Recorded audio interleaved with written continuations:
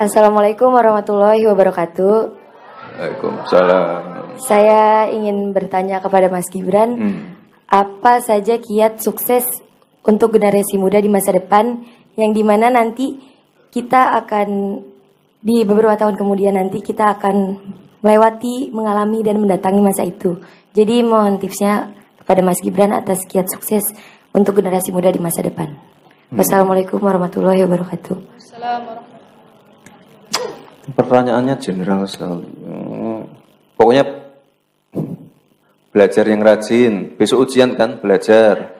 Dah, sama nurut sama Pak Kiai, dah 2 itu cukup ya.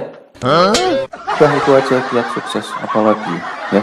Nggak ada kiat sukses yang lain ya. Cukup. Saya mau bertanya tentang perencana persiapan untuk bonus demografi tahun 2045 masa depan Indonesia. Tadi saya mendengar penjelasan Bapak, saya menangkap kalau Bapak menekankan pada bidang bisnis dan teknologi. Nah, tapi bagaimana dengan bidang agraria, pertanian dan perdagangan? Maksudnya di zaman dulu kan kita terkenal dengan beras sekarang. Sekarang kita malah ngimpor dari Thailand. Dan banyak masyarakat kita yang kekurangan beras. Kemudian Anda juga bilang untuk mengarahkan anak yang bisa ini ke bidang ini, anak bisa ke bidang itu. Bagaimana dengan nasib anak yang bahkan tidak bisa menempuh pendidikan sekolah karena entah terpaksa menikah muda, terutama untuk anak perempuan seperti kami, atau anak yang kurang mampu begitu. Tadi mungkin tadi belum mencakup semua ya. Sebenarnya apa yang kita pengen tuh santri-santri Gen Z milenial tuh bisa ini bukan hanya masalah teknologi ya, tapi juga termasuk kamu tadi sebut pertanian.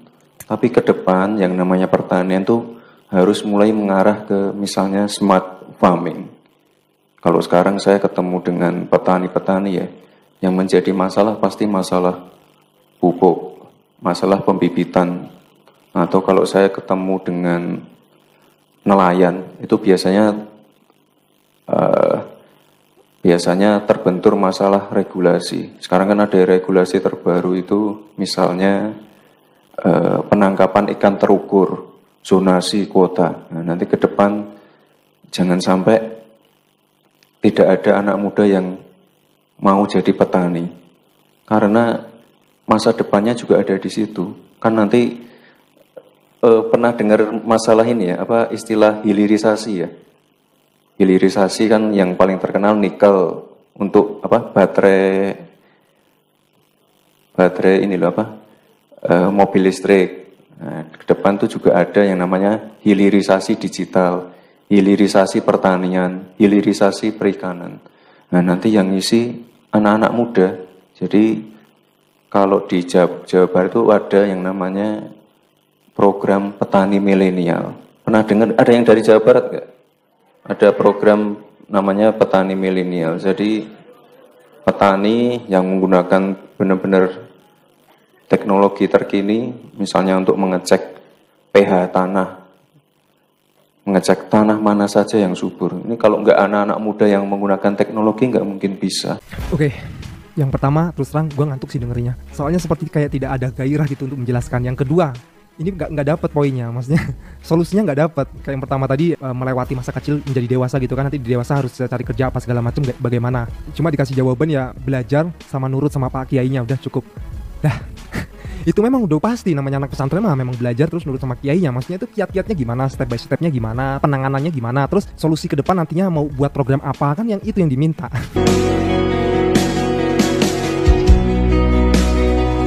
Jangankan diriku, semut pun kan marah bila terlalu sakit begini.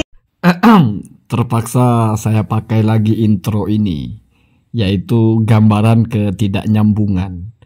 Musiknya apa, lagunya apa. Pertanyaannya siapa yang nggak nyambung ini? Mas Gibran atau YouTuber yang menanggapi ini? Karena katanya dia ngantuk, nggak ada gairah. Mungkin dia lebih suka yang teriak-teriak ya. Sementara kalau orang Jawa, orang Solo itu nggak bisa teriak-teriak, memang sudah begitu. Kalau kita memperhatikan ucapan Mas Gibran itu kalau dalam balaghah itu bisa masuk kepada kategori uslubul hakim. Artinya apa? Apa yang ditanyakan itu tidak dijawab secara langsung kepada poinnya, tapi disampaikan narasi-narasi yang lebih penting untuk diketahui lebih dulu. Itu kan langsung to the point kan. Kamu besok ujian kan? Ya belajar. Artinya nggak usah mikirin macam-macam dulu, fokus dulu, selesaikan dulu belajarnya, selesaikan dulu sebagai santri, dan juga taat kepada kiai. Sudah. Ya.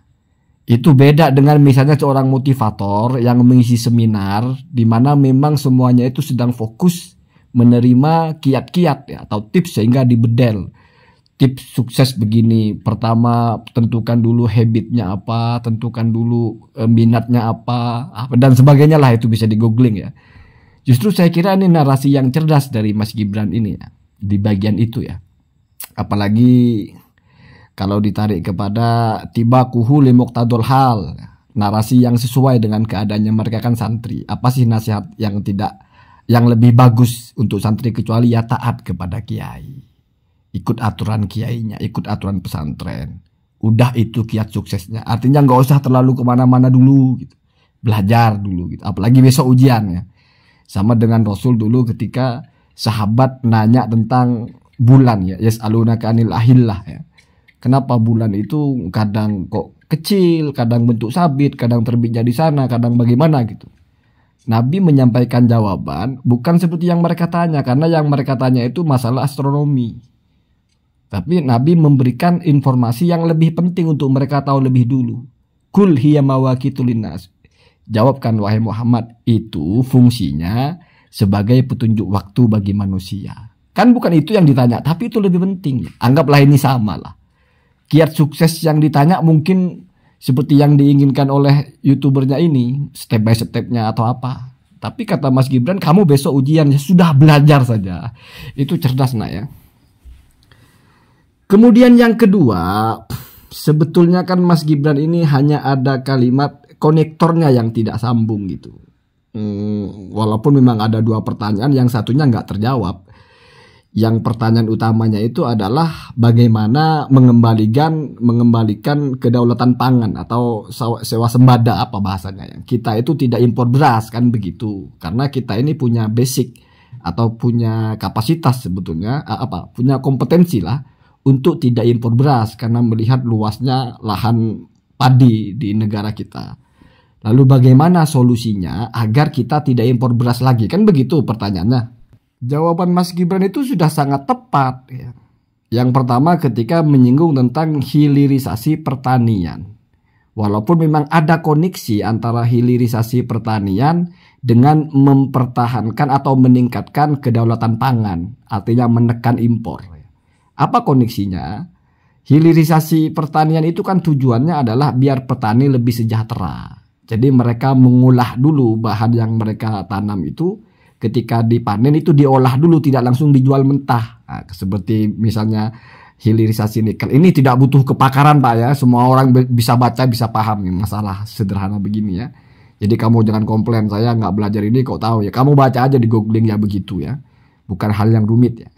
Jadi hilirisasi itu adalah tujuannya memaksimalkan income. Sehingga apa yang kita hasilkan itu tidak langsung kita lepas ke pasar, tapi kita olah sendiri. Misalnya padi tidak dijual gabahnya, tapi mungkin dijual berasnya, bahkan mungkin olahannya dari itu, entah jadi tepung atau apa. Dengan demikian tentu penghasilannya itu akan berlipat ganda daripada langsung dijual gabahnya. Kenapa? Karena setiap aktivitas itu mesti ada profitnya di situ. Dari beras dijadikan, dari gabah jadi beras itu kan ada produksi, ada proses lah. Apalagi diolah lagi. Setiap proses itu mesti ada potensi bisnisnya. Dan itu dikembalikan kepada petani itu sendiri karena mereka yang melaksanakan itu. Itu hilirisasi begitu. Jadi yang di-outputkan itu bukan barang mentah. Seperti nikel itu bukan barang mentahnya.